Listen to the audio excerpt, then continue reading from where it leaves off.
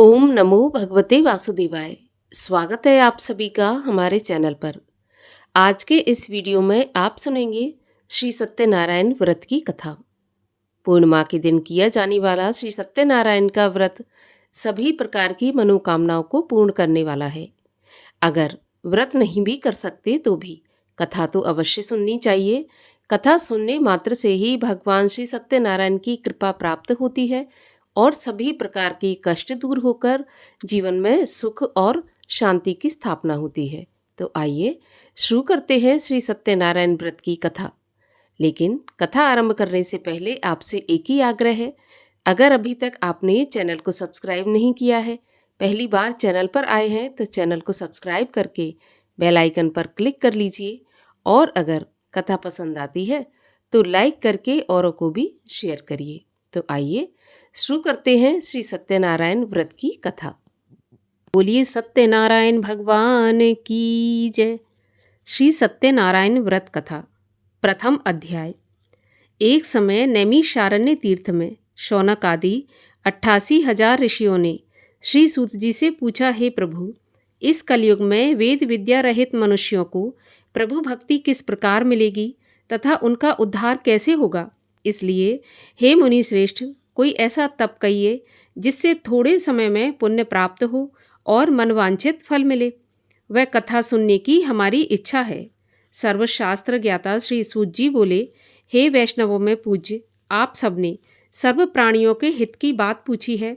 अब मैं उस श्रेष्ठ व्रत को आप लोगों से कहूँगा जिस व्रत को नारद जी ने लक्ष्मी नारायण से पूछा था और श्री लक्ष्मीपति ने मुनि श्रेष्ठ नारद से कहा था। सो ध्यानपूर्वक सुनो। एक समय योगी राज नारद जी दूसरों के हित की इच्छा से अनेक लोकों में घूमते हुए मृत्यु लोक में आ पहुँचे। वहाँ बहुत से योनियों में जन्मे हुए प्रायः सभी मनुष्यों को अपने कर्मों के द्वारा अनेक दुखों से पीड़ित देखकर सोचा कि किस यत्न के करने से निश्चय ही इनके दुखों का नाश हो सकेगा। ऐसा मन में सोचकर विष्णु लोक को गए। वहाँ श्वेत वर्ण और 4 भुजाओं वाले देवों के ईश नारायण को, जिनके हाथों में शंख, चक्र, गदा और पद्म थे तथा वरमाला पहने हुए थे, देखकर स्तुति करने लगे। हे भगवान, आप अत्यंत शक्ति से संपन्न हैं। मन तथा वाणी भी आपको नहीं पा सकती। आपका आदि, मध्य और अंत नहीं है। निर्गुण स्वरूप सृष्टि के कारणभूत और भक्तों के दुखों को नष्ट करने वाले हो। आपको मेरा नमस्कार है। नारद जी से इस प्रकार की स्तुति सुनकर विष्णु भगवान बोले, हे मुनि श्रेष्ठ, आपके मन में क्या है? आपका यहाँ किस काम के लिए आगमन हुआ है? सो निसंकोच कहिए। नारद मुनि बोले, मृत्युलोक में सभी मनुष्य जो अनेक योनियों में पैदा हुए हैं, अपने अपने कर्मों के द्वारा अनेक प्रकार के दुखों से दुखी हो रहे हैं। हे नाथ, मुझ पर दया रखते हुए ये बताइए कि उन मनुष्यों के सब दुख थोड़े से ही प्रयत्न से कैसे दूर हो सकते हैं? तब श्री भगवान बोले, नारद, मनुष्यों की भलाई के लिए तुमने बहुत अच्छी बात पूछी है। जिस काम के करने से मनुष्य मोह से छूट जाता है वह मैं तुम्हें बताता हूँ। सुनो, बहुत पुण्य देने वाला स्वर्ग तथा मनुष्य लोक दोनों में दुर्लभ एक उत्तम व्रत है। आज मैं प्रेमवश होकर तुमसे कहता हूँ। श्री सत्यनारायण का यह व्रत अच्छी तरह विधान पूर्वक करके मनुष्य तुरंत ही यहाँ सुख भोग कर मरने के बाद मोक्ष को प्राप्त होता है। श्री भगवान के वचन सुनकर नारद बोले, उस व्रत का क्या फल है, क्या विधान है और किसने ये व्रत किया और किस दिन यह व्रत करना चाहिए, सो आप मुझे विस्तार से कहिए। भगवान बोले, दुख, शोक आदि को दूर करने वाला, धन धान्य को बढ़ाने वाला, सौभाग्य तथा संतान को देने वाला यह व्रत सब स्थानों पर विजय कराने वाला है।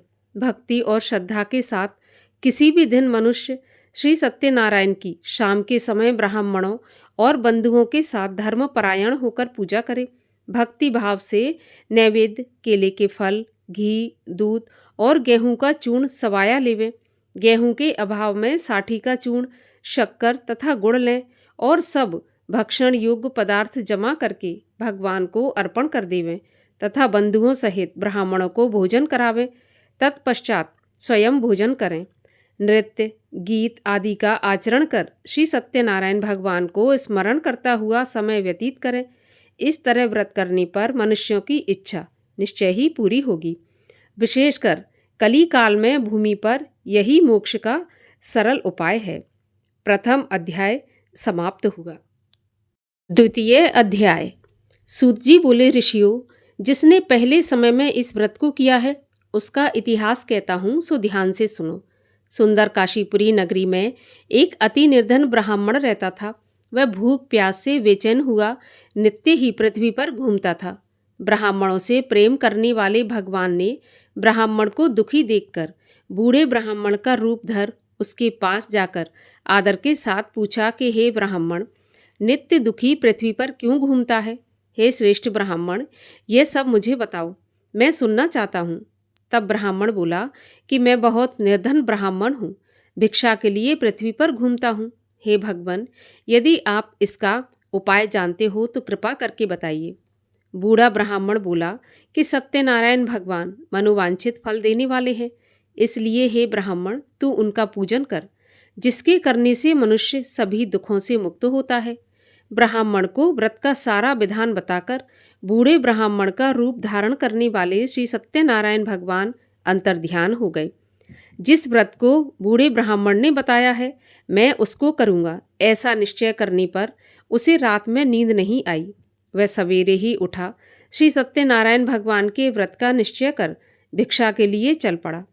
उस दिन उसको भिक्षा में बहुत सारा धन मिला, जिससे बंधु बांधवों के साथ उसने श्री सत्यनारायण भगवान का व्रत किया। इसके करने से वह ब्राह्मण सभी दुखों से छूटकर अनेक प्रकार की संपत्तियों से युक्त हुआ। उस समय से वह ब्राह्मण हर महीने व्रत करने लगा। इस तरह श्री सत्यनारायण भगवान के व्रत को जो करेगा वह सभी पापों से छूटकर मोक्ष को प्राप्त होगा। आगे जो पृथ्वी पर सत्यनारायण का व्रत करेगा मनुष्य वह सभी दुखों से छूट जाएगा। इस तरह नारद जी ने नारायण का कहा हुआ यह व्रत तुमसे कहा। हे ब्राह्मणों, मैं अब और क्या कहूँ? ऋषि बोले, हे मुनीश्वर, संसार में इस ब्राह्मण से सुनकर और किस किस ने इस व्रत को किया और हम ये सुनना चाहते हैं, इसके लिए हमारे मन में श्रद्धा है। सूत जी बोले, हे ब्राह्मण मुनियों, जिसने इस व्रत को किया है वह सब सुनो।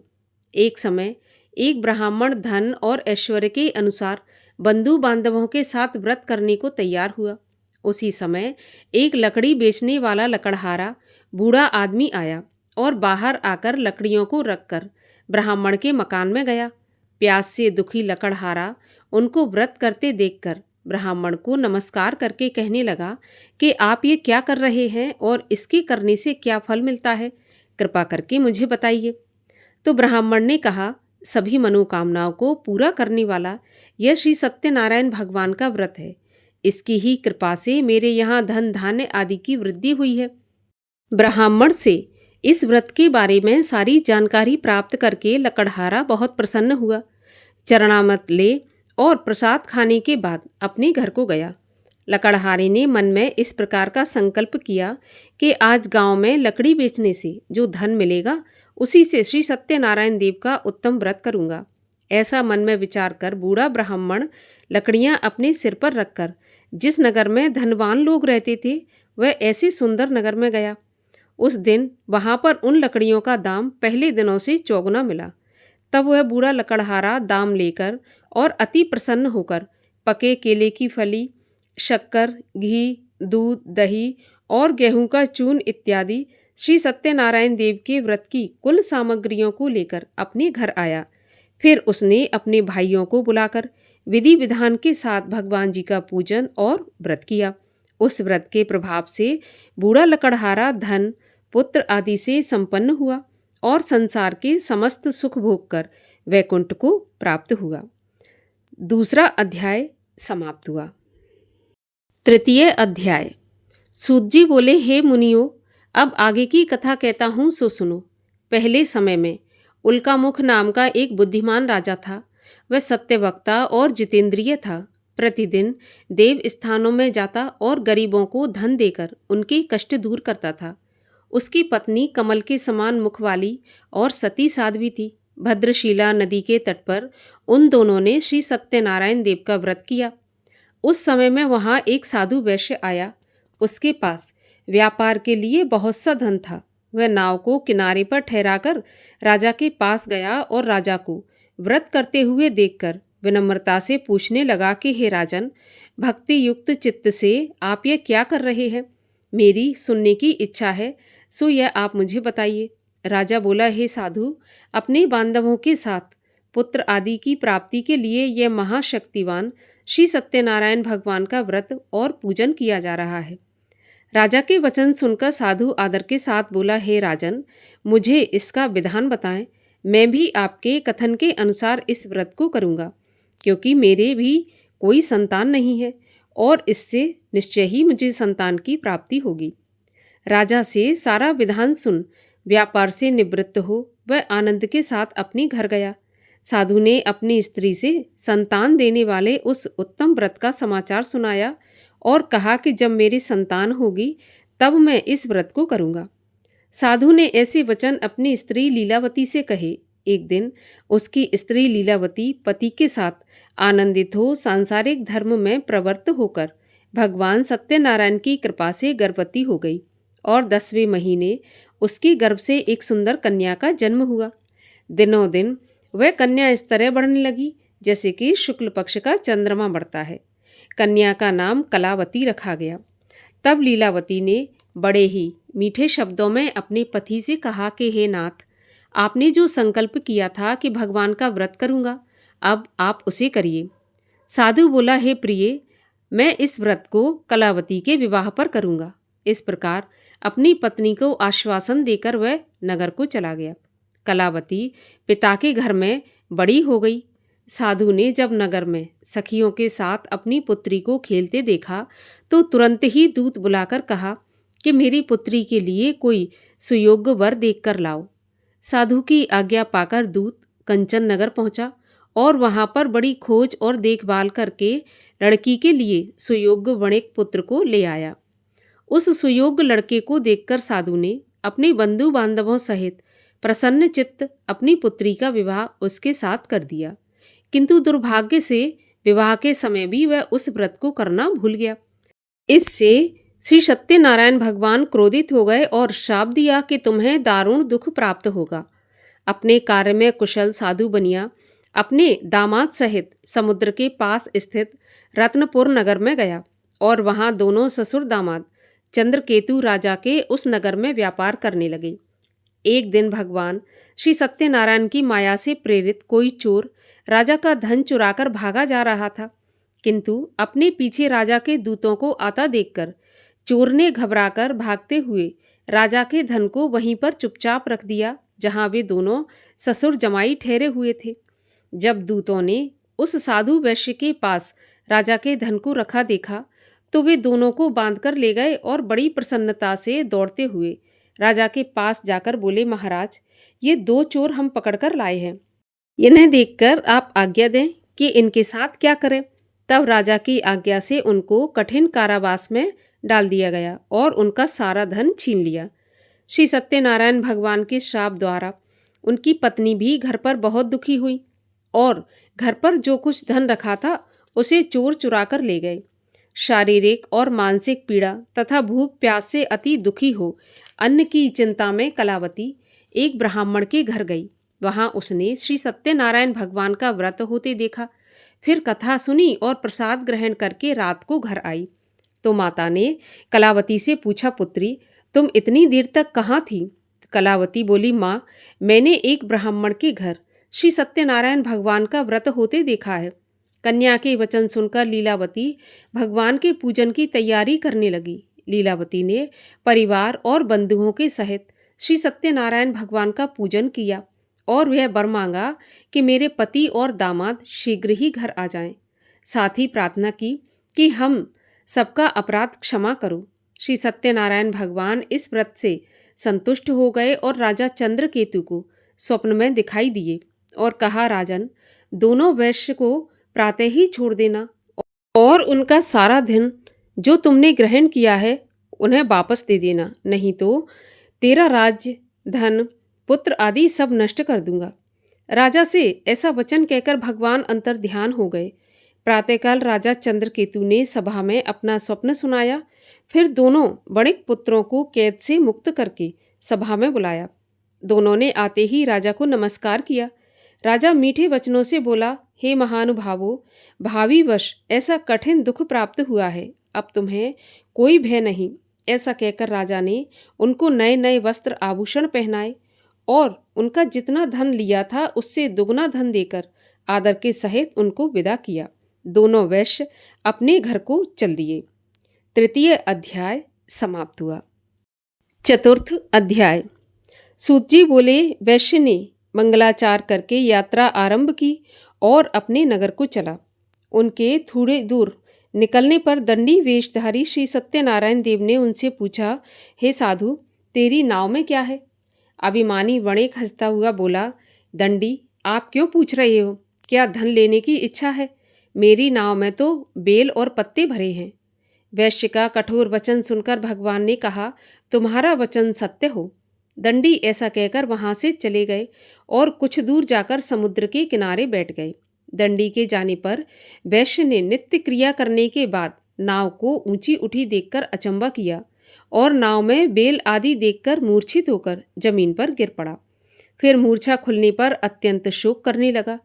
तब उसका दामाद बोला कि आप शोक न करें, यह दंडी का श्राप है, अतः उनकी शरण में चलना चाहिए, तभी हमारी मनोकामना पूरी होगी।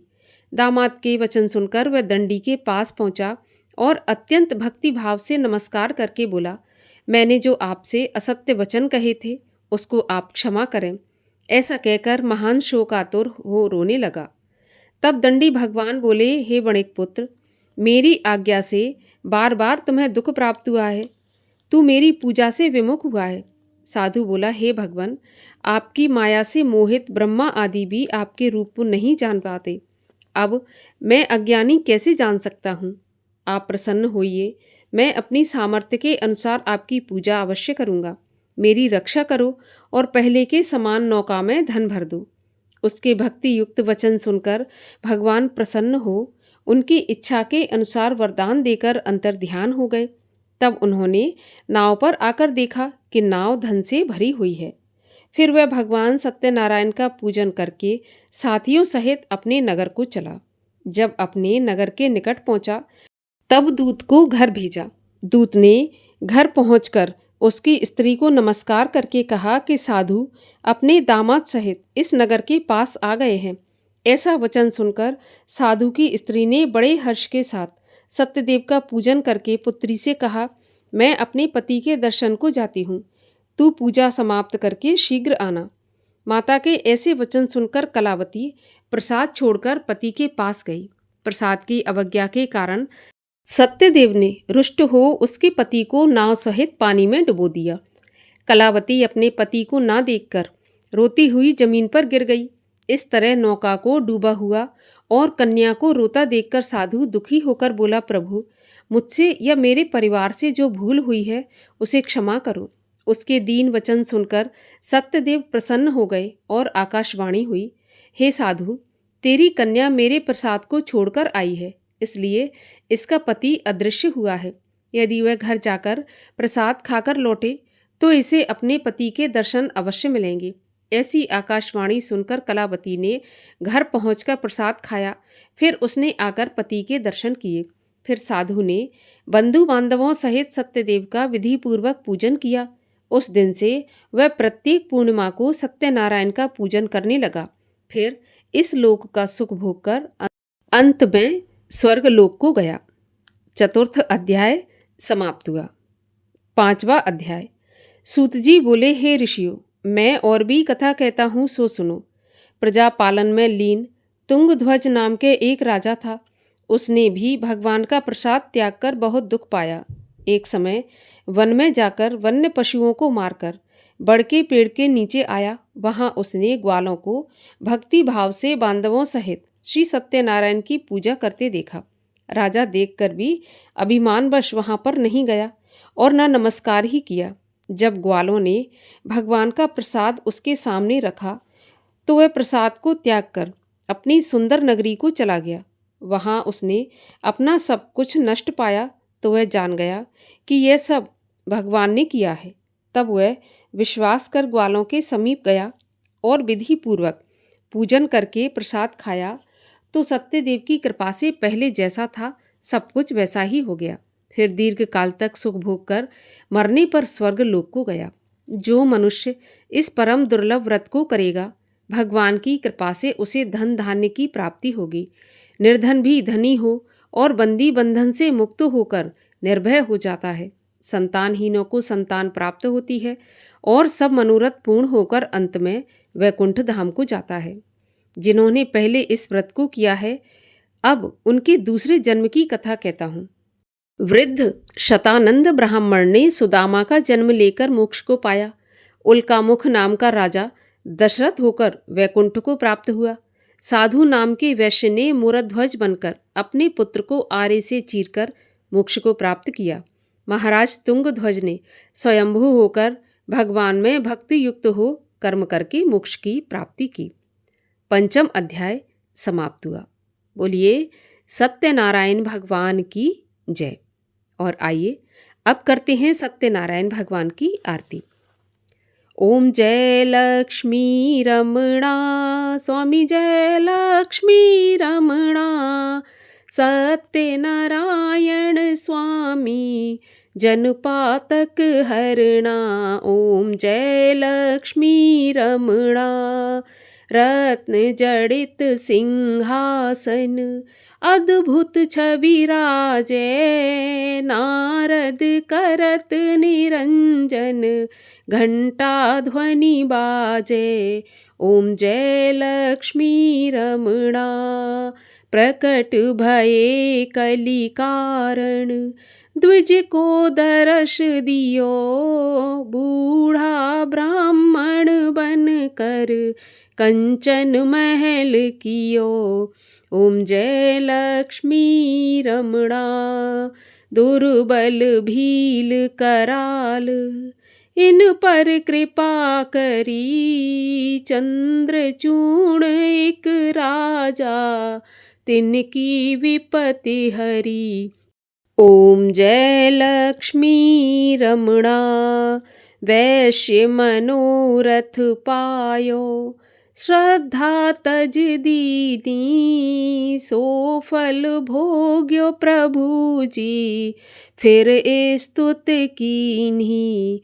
ओम जय लक्ष्मी रमणा, भक्ति भाव के कारण, क्षण क्षण रूप धर्यो, श्रद्धा धारण कीनी, तिनको काज सर्यो। ओम जय लक्ष्मी रमणा, ग्वाल बाल संग राजा, वन में भक्ति करी, मन वांछित फल दीना, दीन दयाल हरि। ओम जय लक्ष्मी रमणा, चढ़त प्रसाद सवाया, कदली फल मेवा, धूप दीप तुलसी से, राजी सत्य देवा। ओम जय लक्ष्मी रमणा, सत्यनारायण जी की आरती जो कोई जन गावे, कहत शिवानंद स्वामी, इच्छित फल पावे। ओम जय लक्ष्मी रमणा। बोलिए लक्ष्मी नारायण भगवान की जय।